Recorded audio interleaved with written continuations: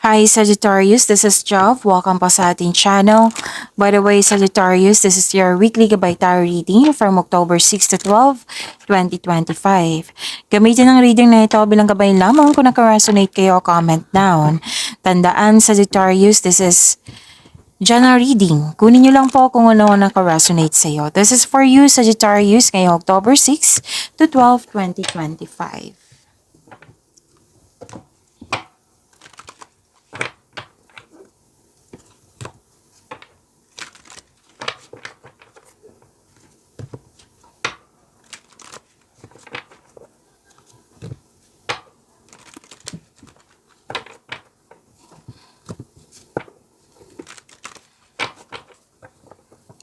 Para po ito sa iyo, Sagittarius, ngayong October 6 to 12, 2025.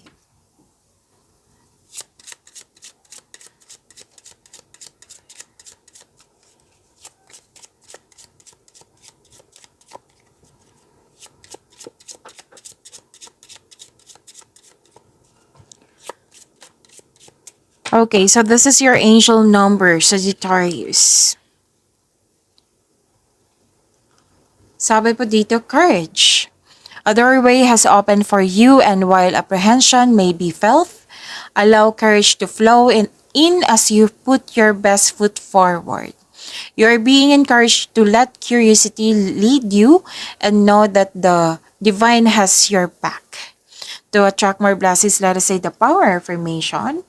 Let us say, I allow courage to prevail as curiosity leads me through new doors. Again, I allow courage to prevail as curiosity leads me through new doors. Okay. So this is angel number 911. So, it signifies spiritual awakening, new beginning din po ito, and aligning with your life purpose. Tapos, embrace nyo po yung new beginning, yung transformation po, and release the old patterns.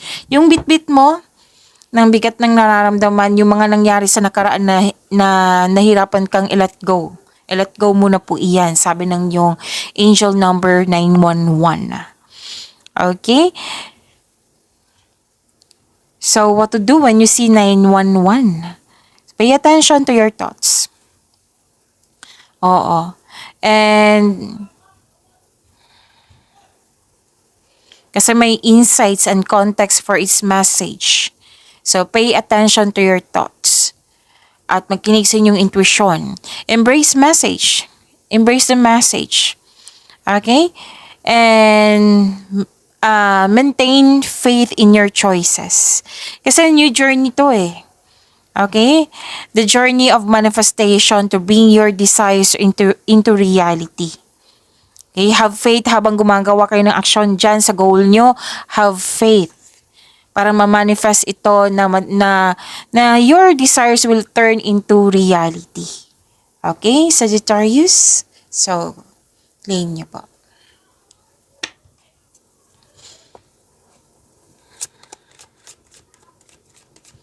Maraming salamat po sa inyong patuloy na suporta, sa mga nag-donate, sa mga hindi nag-skip ng ads. Maraming salamat.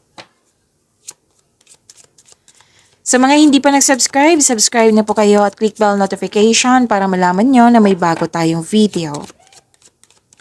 Para sa mga gusto magpa-reading, comment po kayo ng personal reading. Again, comment kayo ng personal reading and check my reply sa comment section.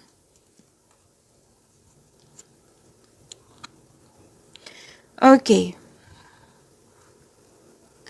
Nakikita ko dito na may new journey, adventure, or bakasyon. Bibigyan mo ng action yung matagal mo ng plano. At let go nyo na po tong worries nyo kasi may nakita kong worries dito, nalungkot kayo ng posibleng sa nangyari sa nakaraan. About loss of connection or loss of things or loss of opportunity.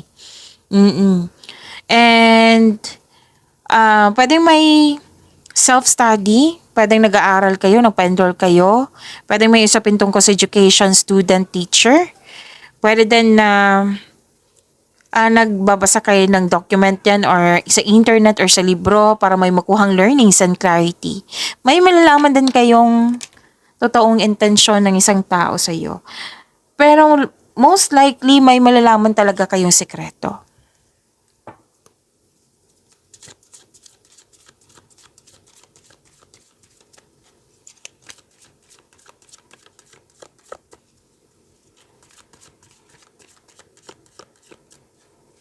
Energy po ni Sagittarius ngayong October 6 to 12, 2025.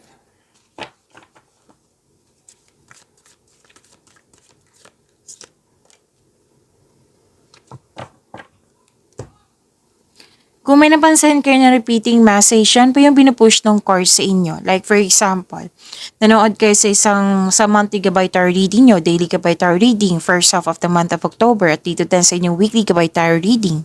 At may napansin kayo na repeating message, yan po yung pinupush ng course sa inyo na kailangan yung bigyan ng atensyon, solusyon at aksyon kung maaari po. So na yung energy ni Sagittarius.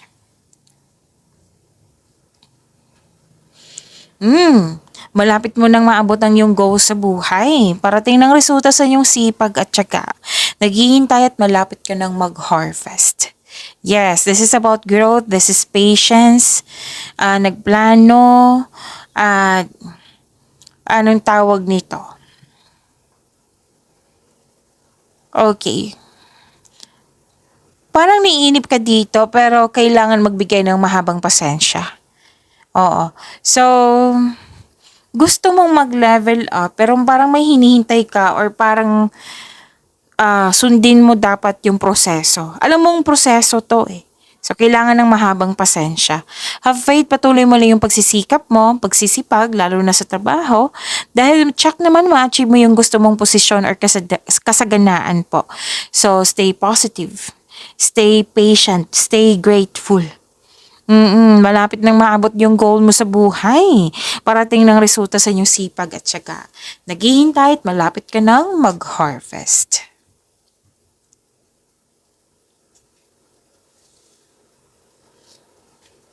Celebration, togetherness. Yes, may nakita kong celebration. Pwede din groupies or collaboration. Pwede din outing to. Basta togetherness po, nag-celebrate kayo. This is also means a stress reliever. Gustong-gusto mo tong togetherness na ito. Okay? Pwede din group date to. So, claim nyo po. Ang ganda nito. Ang ganda ng energy niyan. This is about your career and money. Sagittarius. Ngayong October 6 to 12, 2025. Andito po sa Angel of Power.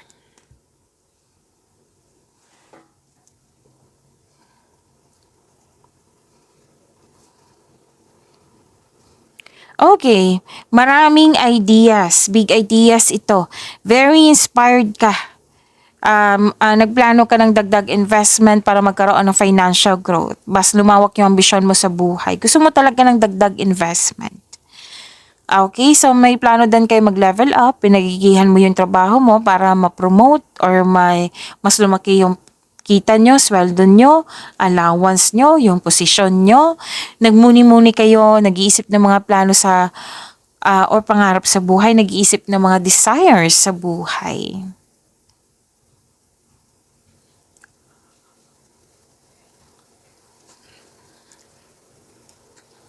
At nakikita ko dito malakas ang iyong intuition. Ito na yung sinabi ko kanina dito na may malalaman kayong sekreto. Natandaan nyo? Andito din po siya. Kasi nga, malakas ang iyong intuition. May malalaman kayong sekreto. Tapos, naghahanap kayo ng sagot sa inyong mga katanungan, solusyon sa inyong problema. Opo, solusyon sa inyong problema, sagot sa inyong mga katanungan. Sabi ng card dito, nasa iyo na yung sagot. Nasa iyo na yung solusyon. Trust your own counsel first. Follow your intuition in making financial or business decision. Huwag kang umasa sa opinion ng iba. Magtiwala sa inyong sarili muna. Okay? Trust yourself and follow your intuition. So, andito po si Angel of Power. To attract more blessings, let us say the power affirmation. Let us say, I value my intuition and trust the messages I receive. I value my intuition and trust the messages I receive. Kung sa Tagalog pa, ito po ay pinahalagan ko ang aking intuition at nagtitiwala sa mga mensaheng natanggap ko.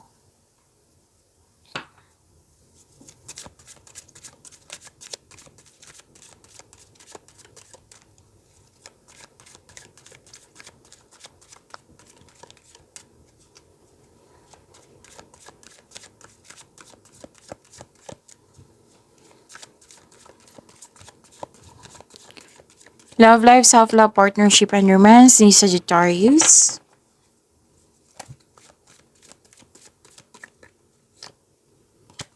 Andito po si Angel of Prophecy.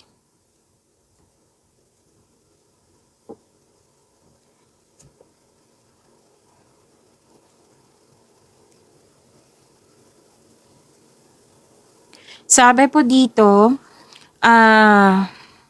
para sa mga single, nakikita ko kasi dito nahihirapan kayo sa pagtanggap ng bagong tao sa buhay nyo. Gusto mong pumasok sa bagong relasyon pero guarded ka. Aminado ka naman na guarded ka. So, hindi yan masama. Okay, hindi yan masama kasi syempre may nangyari sa nakaraan na kailangan maging guarded kayo ngayon. And sabi ng card, advice ng card, try to fix and forgive yourself first bago tumanggap ng relasyon upang sa gayoy, magaan ang iyong pakiramdam at isipan para harapin ang bagong yugto ng iyong buhay pag-ibig. Diba? Para fair din sa'yo, fair din sa bagong pag-ibig mo. So, kailangan mong patawarin mo yung sarili mo, yung sitwasyon, or yung taong sinaktan ka. Pwede mo naman siya patawarin through your mind and heart. Oo, gagawin mo to para sa iyong sarili. Para magkaroon ka ng inner peace. Okay?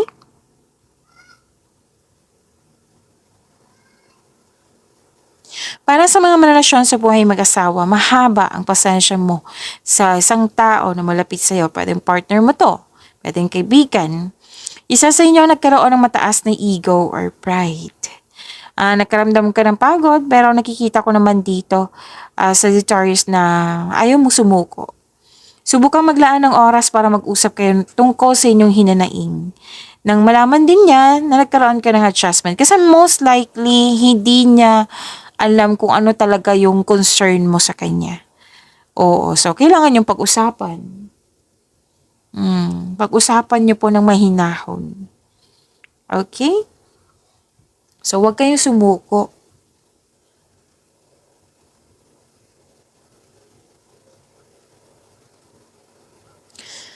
Okay, ang iba nga dito na friend zone nyo sa mga single dyan. Kasi nag-decide ang ilan sa inyo dito na mag-focus muna sa sarili. Gusto nyo mag-focus muna sa inyong sarili. And I respect that. Kailangan talaga na i-fix muna yung sarili mo bago tumanggap ng bagong tao. Okay? Sa mga relasyon sa buhay mag-asawa, nag-iisip, bakit nga naman ganito? Most of you, kasi sabi na ko naman sa inyo before tayo nag-reading sa tarot cards nyo na sabi ko sa inyo na kunin nyo lang kung ano yung naka-resonate sa iyo, okay? Kasi medyo sensitive to na nag-iisip kasi ang ilan sa inyo dito na worth it ba magstay kasi ilang years na. So sabi ng card, pag-usapan nyo. Pag-usapan nyo ng maayos, di ba? Kanina, pag-usapan nyo ng mahinahon.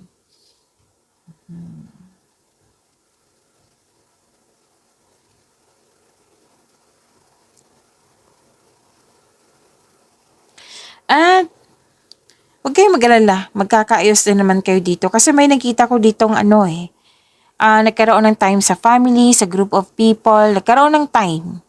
Okay? Pwedeng sa sarili mo, sa partner mo, sa family mo. So, sa mga single dyan, papasok lang kayo, interesado lang kayo na magkaroon ng relasyon kung ito seryoso sa buhay. So, date to marry na si Sagittarius. And this card is a sign na ipakilala mo na yung partner mo or kayo po, ipakilala kayo sa group of people.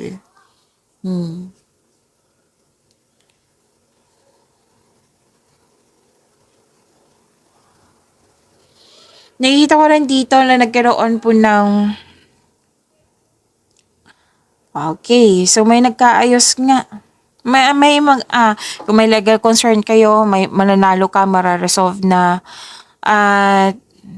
Basta kung mag-uusap kayo sa isang tao na may concern kayo, stay true to yourself. Okay? And act with integrity. May pagkakaayos talaga, sinasabi dito. May pagkakaayos. Basta magbigyan lang ng time para mag-usap kayo. Okay? Pag-imanin niyo po yung blessings na binigay sa inyo, Sagittarius. See you tomorrow. Maraming salamat po.